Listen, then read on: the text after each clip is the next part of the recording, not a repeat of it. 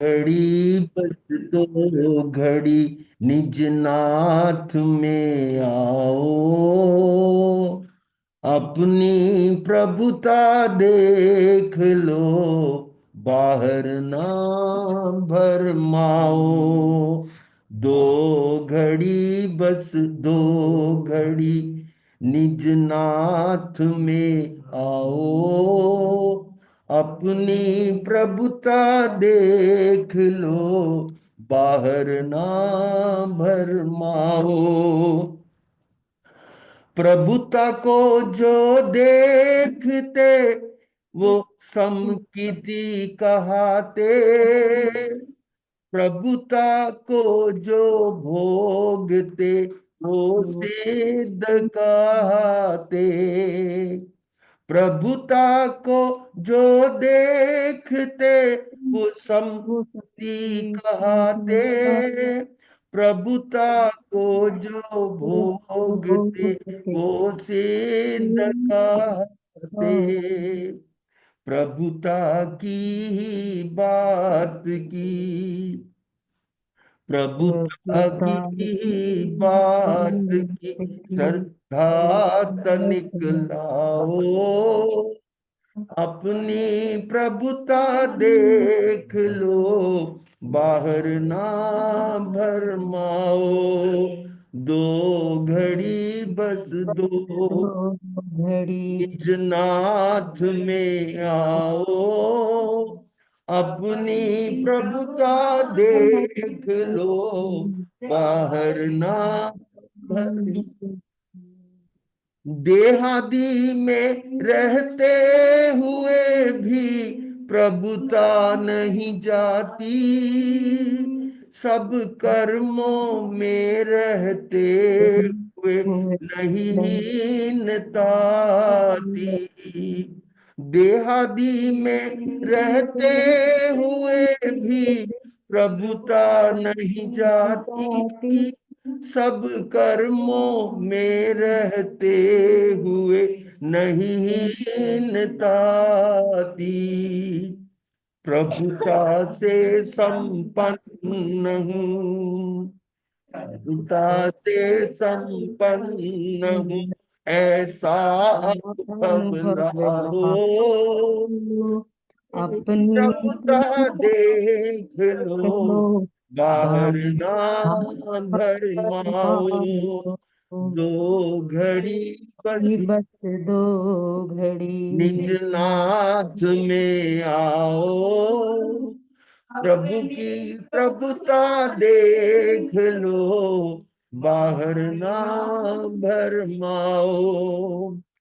प्रभुता को ही भूल कर भव भव में भरमाते, हीनता भवने से ही हीन कहते। प्रभुता को ही भूल कर भव भव में भरमाते, हीनता अनुभवने से ही हीन कहा। प्रभुता का अनुभव करो, प्रभुता का अनुभव करो, और प्रभुता प्रगटाओ, अपनी प्रभुता देख लो, बाहर ना भरमाओ। दो घड़ी बस निज नाथ में आओ, अपनी प्रभुता देख लो, बाहर ना भरमाओ, बाहर ना भरमाओ।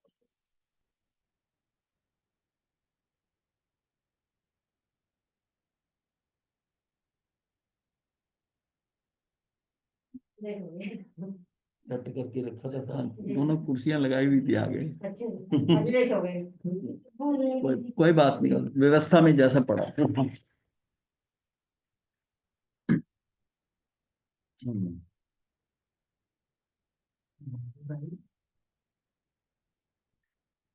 संसार में जहां तक इन आंखों की दृष्टि पहुंचती है, उन सब पदार्थों को ये अवास्तविक या भ्रम रूप से ही देखती है।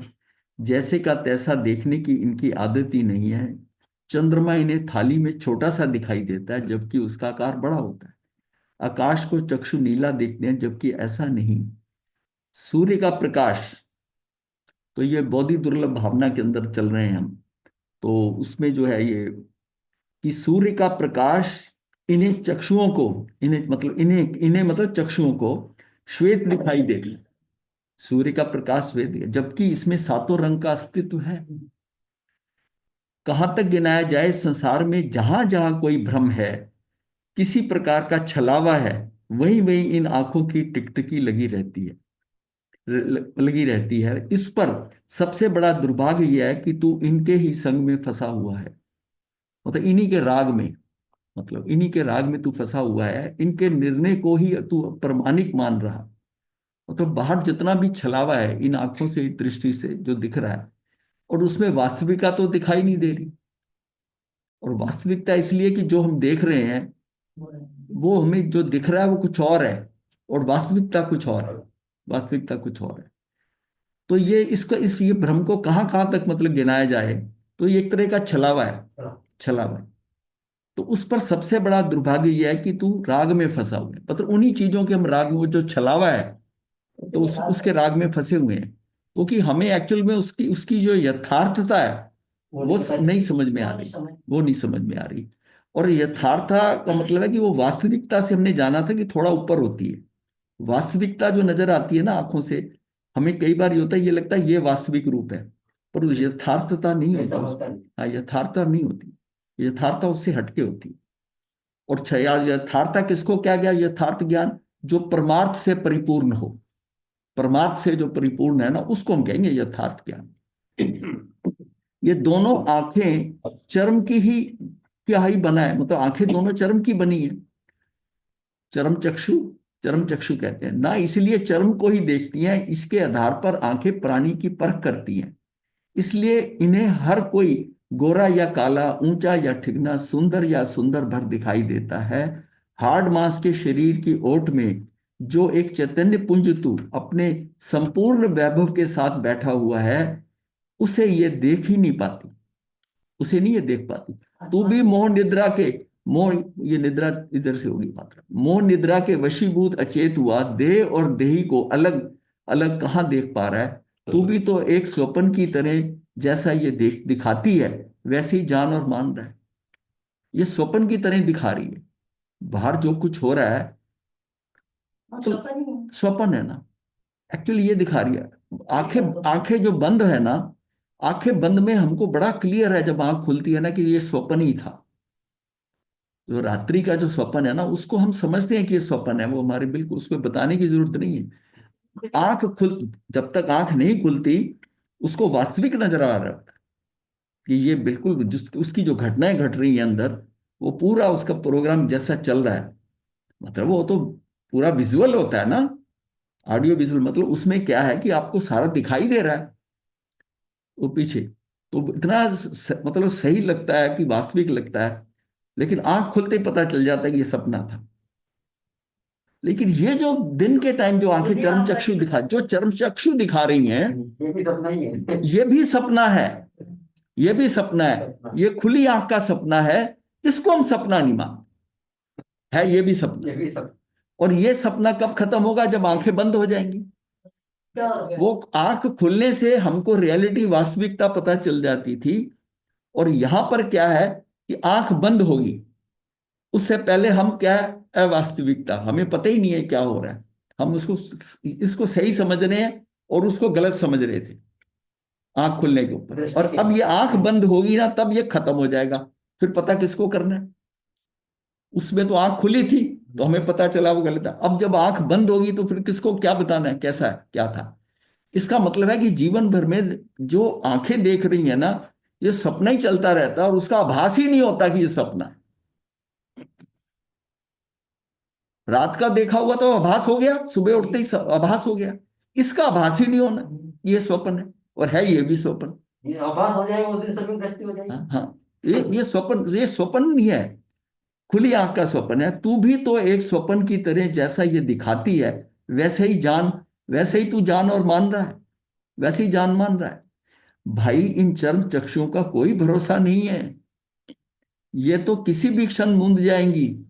चेतन तत्व से इनका कोई परिचय नहीं है, इसका इसका परिचय चेतन तत्व से कोई लिंक नहीं है। ये चेतन क्या है?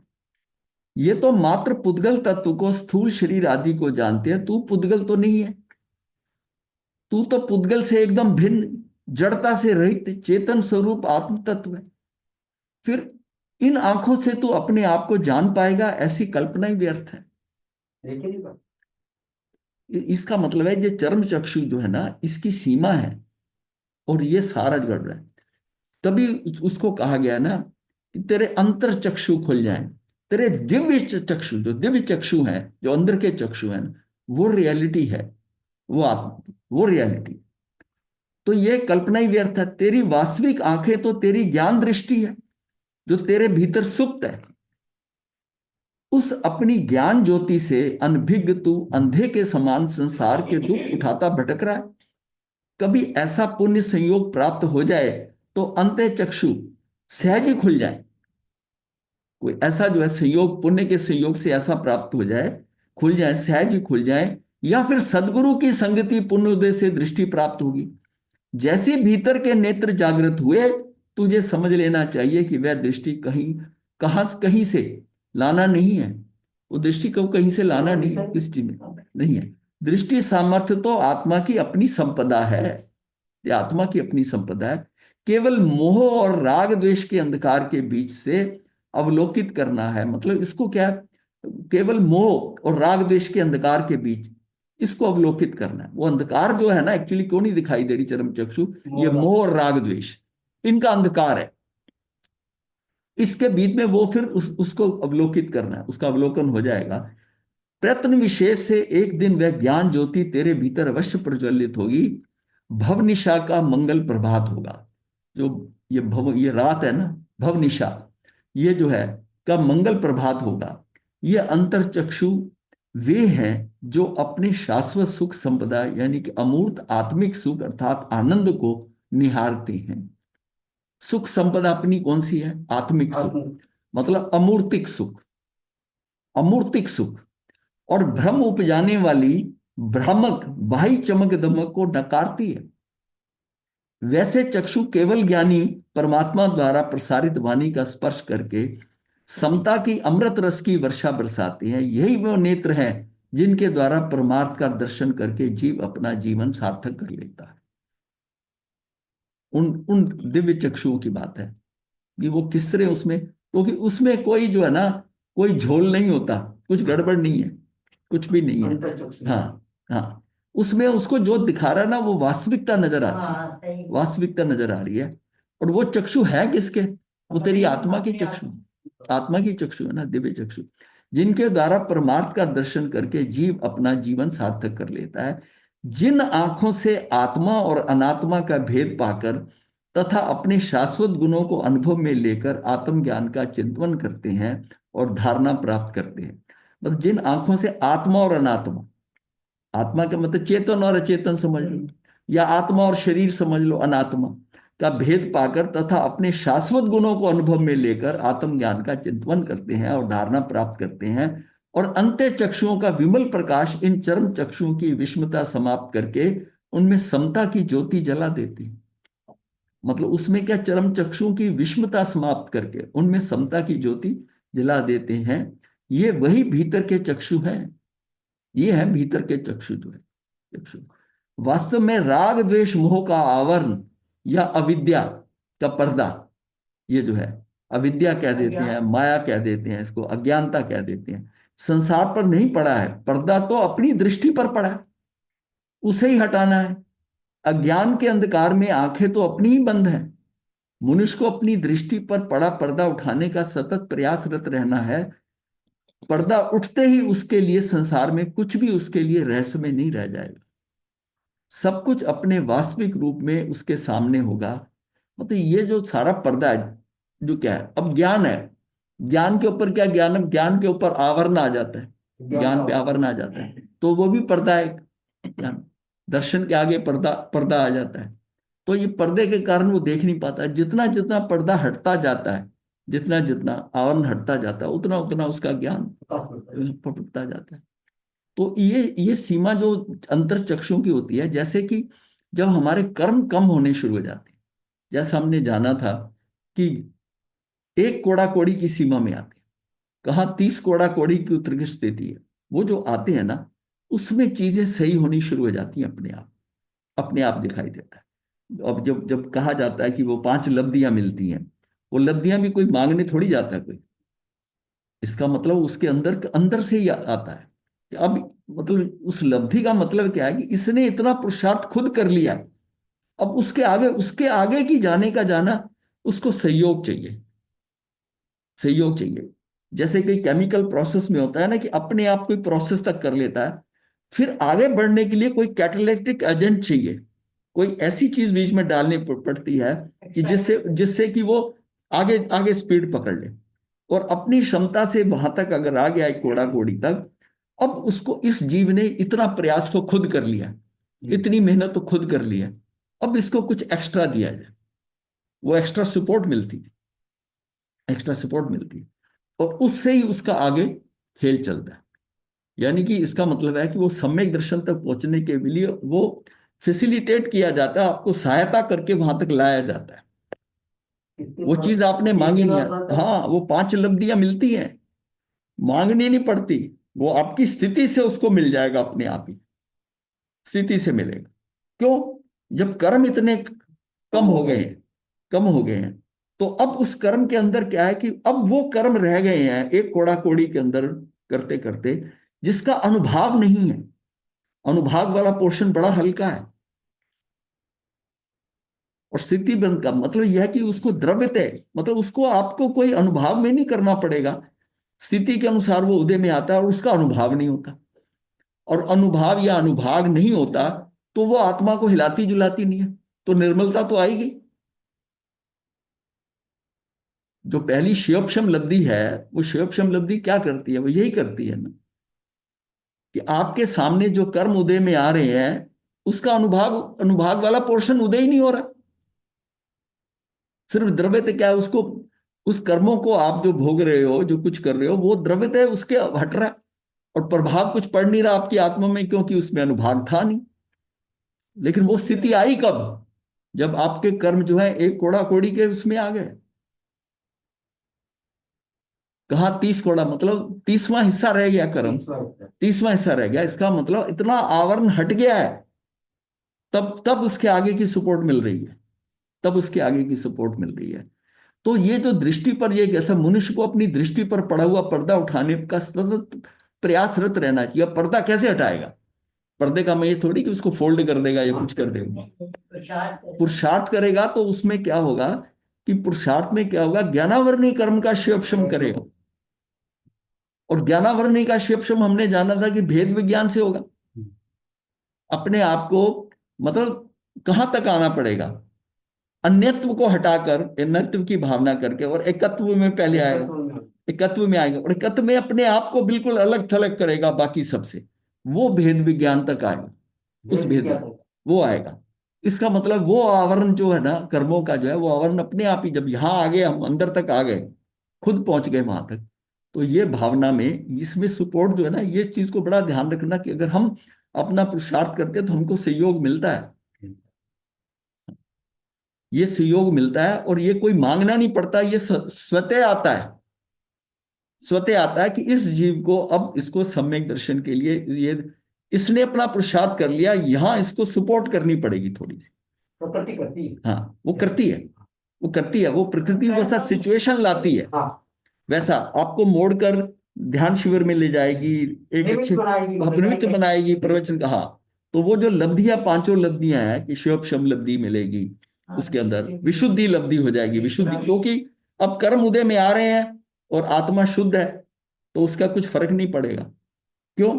हिलाता अपने को अनुभाव है, अनुभव हिला रहे हैं ना। अब जो संयोग बाहर से आ रहे हैं, शरीर के साथ से कर्म हट रहे हैं, तो कुछ दिक्कत नहीं हो रही है हमको। क्यों? कि अनुभाग ही नहीं है उसका। विचलित तो हम उससे होते हैं ना, जब हम उसका वेदन करते हैं, उस कर्म का वेदन नहीं करते, और वेदन वाला एलिमेंट ही नहीं है उसमें, वो एलिमेंट ही नहीं है।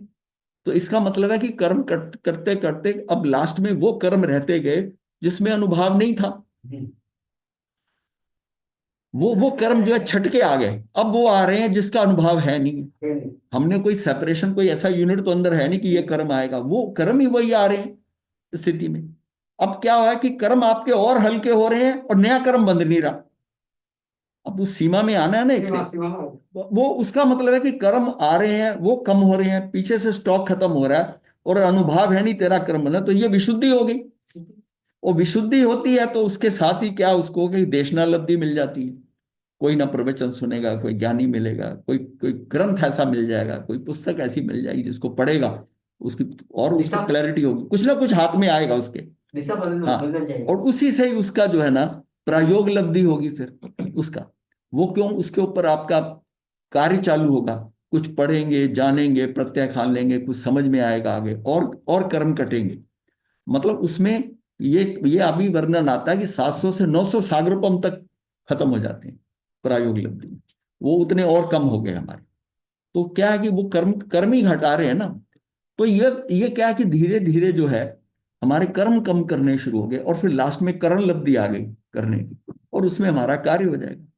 और उसके 3 भाग हैं। तो ये अपने को समझना है कि ये सारा कुछ जितना अंधकार पे ये पड़ा हुआ है, दृष्टि पर पड़ा हुआ है, प्रयासरत रहता है, सारा खेल अपने कर्मों को कम करना है। और कर्मों का मतलब है कि नवीन कर्म रोकने हैं, और इसमें ये जो है ना मोह और राग द्वेष, इससे बचना है, इससे बचना है। क्योंकि जैसे ही अगर कर्म वेदन आएगा ना, उसके साथ ही वो कर्म का जो है ना ये आ जाएगा। कर्म वेदन तो संबंध इससे ही, सो मोह से और राग द्वेष से। हाँ, राग द्वेष से। एक्चुअल में ये जो वेदनी कर्म है ना, वेदनी कर्म का कार्य होता है संयोग।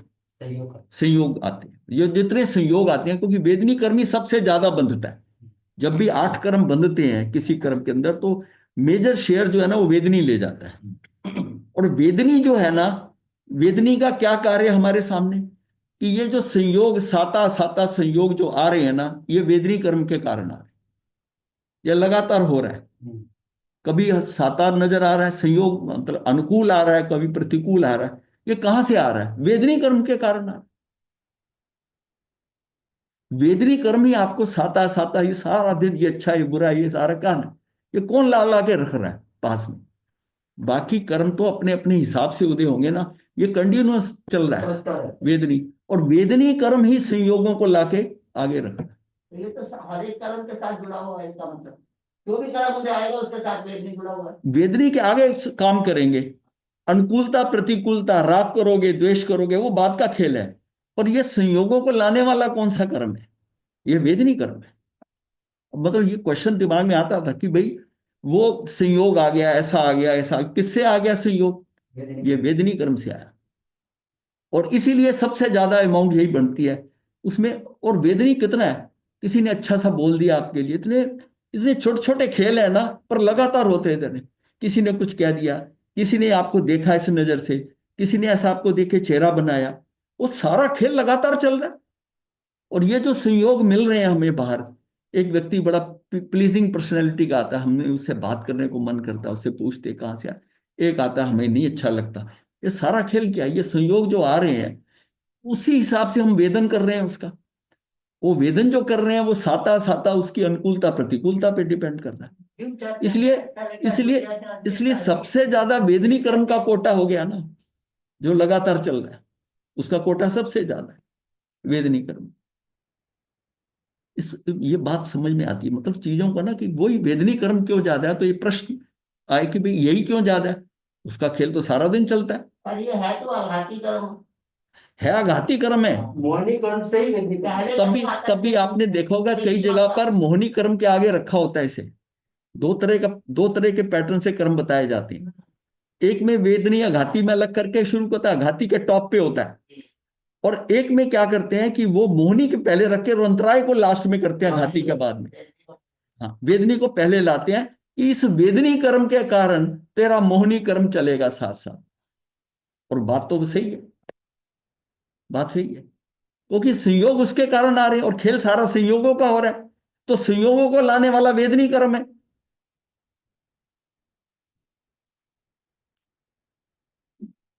इससे ना पूरी क्लैरिटी हो जाती है कि खेल क्या हो रहा है, कर्मों का किस तरह हो रहा है। तो ये सब कुछ अपने वास्तविक रूप में इसके सामने होगा। भ्रम का अस्तित्व है कहाँ? जब वास्तविकता हो तो हम दृष्टि से ओझल कर देते हैं, तभी हम बहुत से भ्रम पैदा हो जाते हैं। पुष्प से दृष्टि हटने पर ही कंटकों पर, कांटों पर अस्तित्व भासित होता है। अगर हम फूल ही देखते रहेंगे तो कांटों पे ध्यान ही नहीं जाता। जैसे पौधे के आगे खड़े, अच्छा सा सुंदर फूल है, अच्छी महक आ रही है, तो आपकी पूरी दृष्टि उस पे, फूल पे कंसंट्रेट होगी। उसके नीचे कांटे हैं ये नहीं है, आपको नहीं दिखाई देगा। लेकिन फूल ना हो कोई दृष्टि में, पूरा पौधा है तो दृष्टि वो कांटे पे जाएगी, तो कांटे पे जाएगी। दृष्टि यदि फूल पर एकाग्र हो तो कोयल को कंटकों का भय होना ही नहीं चाहिए। मतलब वो कांटों का भय नहीं होना चाहिए फूल पे अगर दृष्टि होगी। चतुर्गति का परिभ्रमण तो तरह तरह के दुख उठाते हुए इस बार मुझे उत्तम मनुष्य भव आर्य क्षेत्र में आर्य धर्म में मिला। सौभाग्य से आत्मा और परमात्मा के बारे में सोचने की रुचि भी मेरे भीतर जागी। मेरे भीतर जागी मतलब मेरे अंदर, मतलब ये रुचि जागी सौभाग्य से आत्मा और परमात्मा को जानने की। ये जब रुचि आती है ना, ये बड़ी इंपॉर्टेंट होती है। जब वो वर्णन आता है ना उसका 72 कलाओं का, 72 कलाओं का, तो उसमें ये वर्णन आता है कि उसमें दो कलाएं जो होती है ना बहुत इंपॉर्टेंट है। 72 कलाएं हैं सीखने की, ये करने की। तो सबसे इंपॉर्टेंट क्या है कि आजीविका का कमाना। आजीविका, भाई कितनी कलाएं आती हैं आपको, आपने ये सारा सीख लिया आर्ट, पर आजीविका कमानी ना आती हो तो फिर किस काम की? खेल तो मतलब संसार में रहते हुए आजीविका का कमाना, आजीविका, और दूसरा आत्मा को जानना। ये दोनों इंपॉर्टेंट है 72 में से। मतलब अगर हम कहें, मैं ये भी जानता हूं, मैं ये कई भी ऐसे लोग हैं ना, जैक ऑफ ऑल ट्रेड जिसे कहते हैं, तो पूछो तू कमा कितना लेता है, तो उसका खर्चा भी नहीं चलता। तो कमाई करना एक अलग बात है और उनको जानना अलग बात है। तो खेल तो सारा की ये कलाएं अगर जानते हो तो कमा कितना लेते हो। मेन तो रिजल्ट क्या आया ना, हाथ में क्या आया, वो हाथ में आई है जीविका चलाने के लिए। हाथ में आती है जीविका, जो नेट रिजल्ट ज्ञान का पता चलता है कि हाथ में क्या है, हाथ में क्या है। और ये हाथ में आकर अब ये है कि ये जो बात है कि आत्मा और परमात्मा के बारे में सोचने की रुचि आ जाए आत्मा की, कि भाई ये जो है ना, मतलब उसका ज्ञान आत्मा और परमात्मा का ये सबसे ऊपर है। जिसको ये ज्यादा हो जाए ना, ये बहुत ज्यादा क्लियर हो जाए, उसको आजीविका की भी परवाह करने की जरूरत नहीं है, उसको आजीविका का भी डर नहीं है। तो जो इसमें आ गया वही साधु बनेगा। हाँ? तो ये सारे संयोग, मतलब ये अंदर रुचि जाग जाए एक बार। सबसे बड़ी बात है कि मनुष्य भाव में आकर, मनुष्य भाव में आके सब कुछ मिल गया। हम कहते हैं आर्य क्षेत्र, आर्य कुल, सब मिला। सब मिलने के बाद में सबसे बड़ी बात है, क्या मेरे अंदर, मेरी आत्मा में परमात्मा बनने की ये रुचि जागी, जागी कि नहीं जागी? अगर ये नहीं जागी तो ये जन्म भी गया, तो ये जन्म भी गया। अगर ये रुचि जागी और ये रुचि जाग जाए तो फिर कुछ और नहीं भी मिले तब भी कार्य हो गया, तब भी कार्य हो गया। ये सारे संयोग एक साथ मिलना बहुत दुर्लभ है, और कुछ ही समय में ये सभी उत्तम संयोग स्वयं बिखर जाने वाले हैं। संसार का यही नियम है। ऐसा दुर्लभ अवसर पाकर इसे व्यर्थ नहीं खोना है। राग द्वेष के संस्कारों को दबाकर मुझे अपने भीतर यथार्थ ज्ञान की प्यास जगाना चाहिए। यथार्थ ज्ञान का मतलब जो परमार्थ से परिपूर्ण हो, ये ज्ञान, वो ज्ञान। तो उसकी प्यास जगाना चाहिए, बार बार उसका ही, यानी कि आत्मा का ही चिंतन करना चाहिए। यही बोधि दुर्लभ भावना का अभिप्राय है। ये बोधि आ जाए, ये बोधि उसमें आ जाए। बाकी बोधि का मतलब ये नहीं है कि मुझे ये भी आता है, ये भी आता है, उसका जनरल नॉलेज बहुत अच्छा है, ये बता दो, वो सारा कुछ जानता है। वो सारा लौकिक दृष्टि से है, लौकिक दृष्टि से। अब जिसको ये समझ में नहीं आया कि ये बोधि, उसकी ये भावना, ये कैसा है कि वो आत्मा और परमात्मा, आत्मा और परमात्मा को जानकर अपनी आत्मा को परमात्मा बनाने की रुचि जागृत हो जाए, रुचि जागृत हो, समझो कि उसने लक्ष्य को पा लिया, उसकी पकड़ में आ गया, पकड़ में आ गया कि मुझे एक्चुअल में इस जन्म में मनुष्य भव में यह करना है। अब कई बात है कि आजीविका कमाने वाले तो बहुत हैं, वो आजीविका कमाकर उसके अंदर वो उसके क्या है कि उसका कर्म फल चेतना है, कर्म के फल आ रहे हैं उसे, वो उसी में अटक जाता है, कर्म फल चेतना में। उसकी ज्ञान चेतना जागृति नहीं होती। वो क्या है कि कर्म चेतना और कर्म फल चेतना, जब कर्म का फल मिलता है, पुराने पुण्य उसके उदय होकर उसको सब माल मिलता है, खूब सारा उपार्जन करता है धन का, अब उसको वो भोगने में लग जाता है, उसको भोगने में लग जाता है, तो उसका जो क्या है कि जो उसकी ज्ञान चेतना है वो साइड में पड़ी रह जाती है, उसको उसी में से नहीं निकल पड़ता। क्यों? कि वो कर्म फल चेतना और कर्म चेतना ये दोनों अज्ञान चेतनाएं हैं, तो वो अज्ञानता में फंस गया, तो सारा खेल इस जीवन का अज्ञानता में हो गया। और ज्ञान ज्ञान चेतना जागी तो उसको मुझे है कि मुझे कर्म फल भी नहीं पाना और कर्म भी नहीं करना, मुझे तो ना मैंने करना है ना मैंने भोगना है, मुझे अक्री होना है, ये मेरा, ये क्या हो गया, ये मेरा शुद्धोपयोग हो गया। और वो दोनों शुभ और अशुभ थे, शुभ और अशुभ के अंदर दोनों चल रहे थे, ये शुद्धोपयोग में आ गया। वो शुद्धोपयोग में आ गया तो बात पकड़ में आनी शुरू हो गई, और शुद्धोपयोग आएगा तो वो आगे बड़ी तेजी से जाएगा। पंचेंद्रिय के भोग एवं उन्हें भोगने की भावना का प्राप्त होना दुर्लभ नहीं है, सुलभ ही है। यहां तक भी है कि कर्म फल चेतना से मिलेगा, पूरे कर्मों के अनुसार जो कुछ मैंने पा लिया वो मेरे सामने उसका फल आ रहा है उसका, और उसके उसके भोगने की भावना प्राप्त। अब यह है कि ये आए और भोगने की भावना ना हो, तो भावना किसकी नहीं होगी? जिसकी बोधि में कुछ और परमात्मा बनने की भावना आ जाए कि इससे मैं और भी कुछ कर सकता हूं आगे, तो दुर्लभ नहीं सुलभ ही है। परंतु आत्मा को जानना पहचानना एवं आत्मा की साधना और आराधना महादुर्लभ है।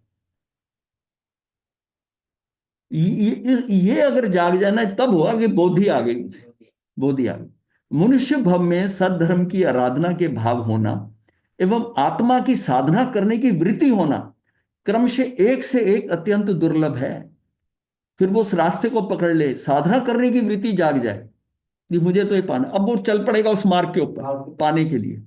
जब निज को जानना पहचानना और निज की साधना आराधना ही बोधि है, तो ये सब तो मुझे यानी निज पर ही निर्भर है, तो फिर बोधि की आराधना दुर्लभ कैसे कही जा रही है? इसका अर्थ यह है कि इस मार्ग का चयन करना दुर्लभ है, किंतु ये कार्य लक्ष्य में आ जाए तो उस मार्ग पर चलना सुलभ ही समझना चाहिए। ये बोधि दुर्लभ यहां है, तो फिर बोधि की आराधना दुर्लभ कैसे कही जा रही है? इसका अर्थ यह है कि जिस इस मार्ग का चयन करना की है दुर्लभ, ये दुर्लभ है कि मैं इस मार्ग पर चल पड़ूं, क्योंकि आकर्षण दूसरी तरफ बहुत ज्यादा है, बहुत ज्यादा है। उन आकर्षणों को छोड़कर इस मार्ग पर आ जाऊं, ये चयन करना जो है ना, ये बहुत है, ये उसकी मतलब ये उसकी दुर्लभ बोधि है। किंतु ये कार्य लक्ष्य में आ जाए तो इस मार्ग पर चलना सुलभ ही समझना होगा। जैसे संयम लेने से पहले संयमी जीवन को स्वीकार करना दुर्लभ ही कहा जाता है। पहले तो इसके ऊपर हाथ रखना कि ये संयम, मुझे संयम ले लेना चाहिए, ये इतना ही भाव आ जाए। जैसे संयम लेने से पहले संयमी जीवन को स्वीकार करना दुर्लभ किया जाता है, लेकिन एक बार संयम ग्रहण करने के उपरांत संयम सुलभ प्रतीत होने लगता है। मतलब ये संयम प्रतीत होने लगना चाहिए। अगर किसी को ये सुलभ नहीं लग रहा तो वो फिर संयम तक क्या है, नहीं, वो संयम लेने का फायदा नहीं है, हाँ, उससे बाहर हो रहा है।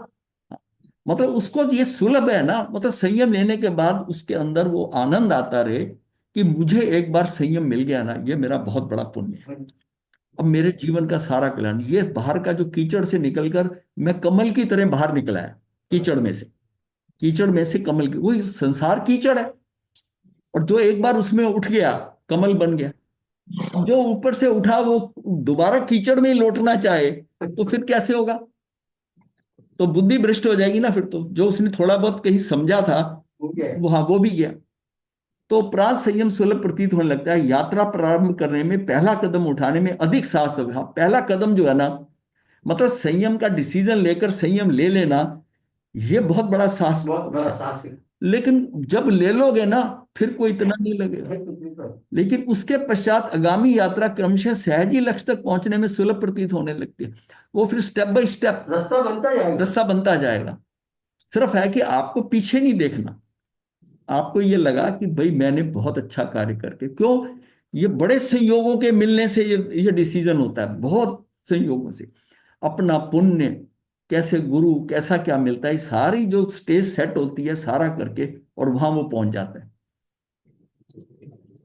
इसका मतलब है कि पूरी तरह सोच विचार करके, अगर सोच विचार करके संयम लिया तो उसको आनंद आएगा, आनंद आएगा। यहां एक बात और समझनी होगी कि जब मैं स्वयं आत्मा ही ज्ञेय हूं और मैं स्वयं ही ज्ञान हूं, जब मैं स्वयं ही ध्येय हूं और स्वयं ही ध्यान भी हूं, इसी प्रकार जब मैं स्वयं ही आराध्य हूं, मैं स्वयं ही आराधना भी हूं, तथा जब मैं स्वयं ही साध्य हूं और साधना भी हूं, मैं स्वयं ही हूं। साधना भी मैं स्वयं ही हूं और साध्य भी मैं हूं। तो सारा खेल मेरी आत्मा का है। उस जो भी चीज ये सामने आ रही है ज्ञान में, ध्येय भी मेरे पास ही है, करना भी मुझे ही है। इसमें कोई और दूसरा इसमें कुछ नहीं कर सकता, कुछ भी नहीं कर सकता। और मैं स्वयं, मेरी आत्मा ही ज्ञेय है मेरे लिए, बाहर तो कोई ज्ञेय है नहीं, खुद ही ज्ञान, ज्ञान है।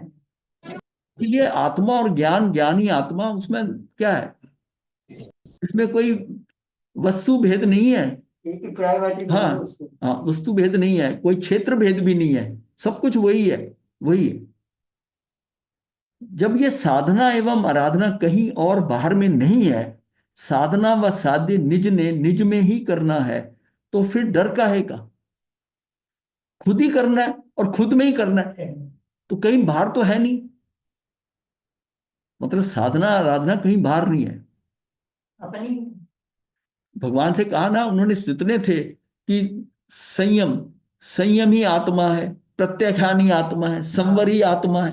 वो क्यों कहे थे कि जो कुछ बाहर हो रहा है, जो तू कर रहा है, ये कर रहा है, वो सब कुछ आत्मा ही है, आत्मा ही है। क्योंकि वो डिसीजन जो है ना, जो कुछ हो रहा है वो आत्मा में ही हो रहा है, वही आत्मा है, आत्मा। तो यही है ना, साधना व साध्य निज ने निज में ही करना है, तो फिर डर काहे का। क्यों मैं कदम बढ़ाने के लिए हिचकिचाहट प्रदर्शित कर रहा हूं। मैंने स्वयं स्वयं में ही कार्य करना है, तो मुझे परेशानी किस लिए हो रही है। भाई जो कार्य आपने अपने घर में अपने आप ही होना है, आपके घर में होना, तो आपको कोई परेशानी होगी। कहीं बाहर जाके करना हो तो आपको कई चीजें अरेंज करनी होगी। ये कह रहा है क्यों, मतलब मैंने स्वयं ही स्वयं में कार्य करना है, तो मुझे परेशानी किस लिए। मैं ही करने वाला हूं, अपने में ही करना है, तो फिर परेशानी किस बात की। मेरी स्वयं की शक्ति काल अनुसार क्षीण हो रही है। अब जितना जितनी इस परेशानी, इसको सोच के मैं लटका रहा हूं, तो मेरी स्वयं की शक्ति काल के अनुसार क्षीण हो रही है। तो विलंब क्यों कर रहा हूं, विलंब क्यों हो रहा है। मतलब शक्ति तो मेरी जो स्वयं की शक्ति है वो क्षीण हो रही है, ये पौद्गलिक है, तो टाइम गुजरते टाइम के साथ वो नीचे की तरफ जा रही है। दुर्बलता जानकर हतोत्साहित नहीं होना है। अनंत जीव ये कार्य कर लक्ष्य प्राप्त कर चुके हैं, इसमें मात्र निर्णय लेकर रुचि से बढ़ना है, निर्णय लेकर रुचि से बढ़ना है। और पहले तो निर्णय लेना है, और निर्णय लेकर रुचि ना रही तो तब भी काम गड़बड़ा गया। तो निर्णय लेकर रुचि से बढ़ना है।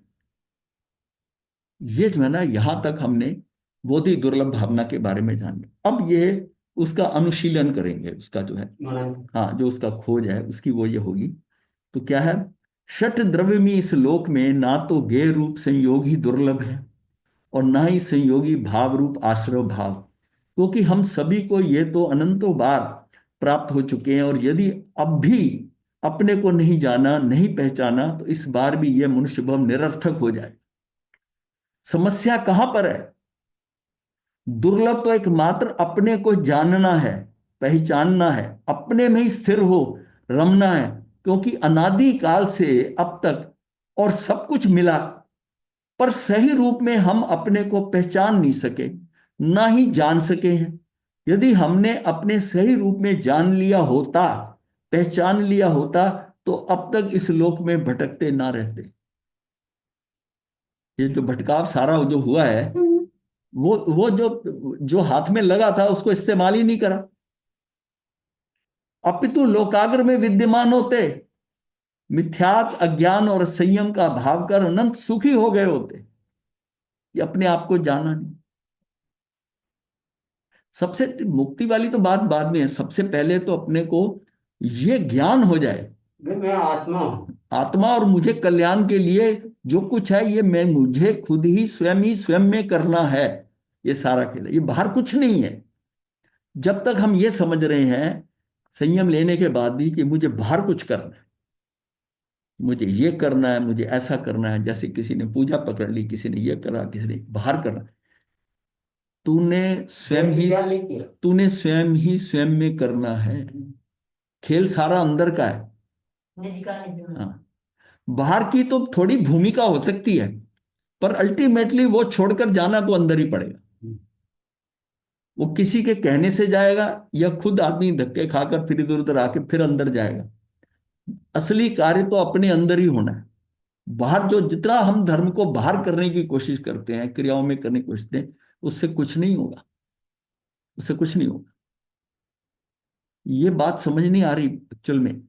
ये ज्यादातर संयम लेने के बाद भी लोगों को समझ में नहीं आ रही कि मुझको अंदर ही सब कुछ करना है, मेरे अंदर का। ये अंदर करने का मतलब है तो अक्रिय हो जा, निष्क्रियता। तेरा बाहर कुछ नहीं होना, बाहर कुछ नहीं होना। जो कुछ बाहर करेगा वो सारा पुण्य खाते में आ जाएगा। अब तक इस लोक में भटकते ना रहते, अपितु लोकाग्र में विद्यमान होते, मिथ्याग अज्ञान असंयम का भाव कर अनंत सुखी हो गए होते। हमारी वर्तमान दुर्दशा यानी कि दुख रूप दशा एकमात्र अपने को नहीं पहचान पाने के कारण ही हो रही है, नहीं जान पाने के कारण हो रही है। अतः इस दुर्लभ अवसर का उपयोग नर भव का एकमात्र सदुपयोग अपने को जानने पहचानने के महादुर्लभ कार्य कर लेने में ही है। मतलब पूरी क्लैरिटी हो जाती है। मतलब ये नर भाव का एकमात्र सदुपयोग यही है कि अपने को जानने पहचानने के। और ये इसीलिए इसको महादुर्लभ है, दुर्लभ बोधि भावना की। ये बोधि बहुत दुर्लभ है, ये आ जाए। अपने को जानना पहचानना एवं अपने में लीन हो जाना ही बोधि है, दर्शन ज्ञान चरित्र है। ये दर्शन ज्ञान चरित्र को सम्यक रूप से जानना ही बोधि है। होती है। हाँ, जो कि इस लोक में महादुर्लभ है। और इस बोधि की दुर्बलता का विचार चिंतन बार बार चिंतन हो, यह बोधि दुर्लभ भावना है। यह बोधि दुर्लभ भावना है कि ज्ञान दर्शन चरित्र को सम्यक रूप से जानना, यह बोधि। और इसको इसमें यह इस श्लोक में महादुर्लभ है। और इस बोधि की दुर्बलता का विचार करके चिंतन, हाँ, जो दुर्लभता है उसका विचार करके बार बार चिंतन हो, बोधि दुर्लभ भावना है। स्वामी कार्तिकेय लिखते हैं कि इन सम्यक दर्शन ज्ञान चरित्र को संसार की समस्त दुर्लभ वस्तुओं में भी दुर्लभ जानकर इनका महत्व समझकर अत्यंत आदर करो। बोधि और समाधि का अंतर वृद्ध द्रव्य संग्रह की संस्कृत टीका में इस प्रकार स्पष्ट किया गया है कि अपर्याप्त सम्यक दर्शन ज्ञान चरित्र का प्राप्त होना बोधि है, और उन्हीं सम्यक दर्शन ज्ञान चरित्र को निर्विघ्न अन्य भव में साथ ले जाना समाधि है। निर्विघ्न अन्य भव में ले जाना समाधि है। यद्यपि सम्यक दर्शन, सम्यक ज्ञान और सम्यक चरित्र, इन तीनों को या तीनों के युगपद एकता को बोधि कहते हैं, तथापि बोधि दुर्लभ भावना की चर्चा करते हुए अनेक स्थानों पर अकेले सम्यक ज्ञान या पहचान शब्द का प्रयोग भी किया गया है, परंतु आशय सर्वत्र एक ही है, सम्यक दर्शन ज्ञान चरित्र से ही, क्योंकि इन तीनों की उत्पत्ति एक साथ ही होती है। इन तीनों की है। तो यहां तक हम रोक देते हैं, समय हो गया है। महाराज जी, हाँ जी, मथेवंदा महाराज जी, परिणमे का मतलब क्या होगा? इसका परिणमे परिणमन करना, जो बर्तन जो बदलाव होता है, अवस्थान्तर, अवस्था बदलती है, अवस्था बदलती है, अवस्थान्तर होता है, बदलती है। परिणमन जैसा है, परिणमे इसको शब्द को मतलब शुद्ध उपयोग कहेंगे उसे? है? मतलब क्या? ज्ञान उसी को कहते हैं जो ज्ञान होकर परिणमे, ये था सेंटेंस। हाँ वही, हाँ हाँ, परिणमय मतलब है कि वो वैसा परिणमन कर रहा है ज्ञान जो। चारित्र में परिवर्तन हाँ, होगा। परिणमन वही है, मतलब जब ज्ञान ज्ञान जब परिणमन होगा तो वो चरित्र में ही है। मैं रमण करना उसमें। हाँ, रमन करना उसमें, परिणमन। नमो अरिहंतानं नमो सिद्धानं नमो अयर्यनं नमो वज्रायनं नमो लोये सब साहुनं एष पंच नमोकार सब पापण मंगलान सभ्य सिंह परमं हवै मंगलम चतारी मंगलम अरिहंता मंगलम सिद्धा मंगलम साहु मंगलम केवली कनतो धम्मो मंगलम चतारी लोगोत्तमा अरिहंता लोगोत्तमा सिद्धा लोगोत्तमा साहु लोगोत्तमा केवली पनतो धम्मो लोगोत्तमो चतारी शरणं प्रवज्यामि अरिहन्ते शरणं प्रवज्यामि सिद्धे शरणं प्रवज्यामि साहु शरणं प्रवज्यामि केवली पनतं धम्मं शरणं प्रवज्यामि चारि शरण सुकर्ण मंगल करने सदा ही मंगल। बंदा महाराज जी। हाँ जी, थेन बंदा महाराज जी। महाराज जी। हाँ जी।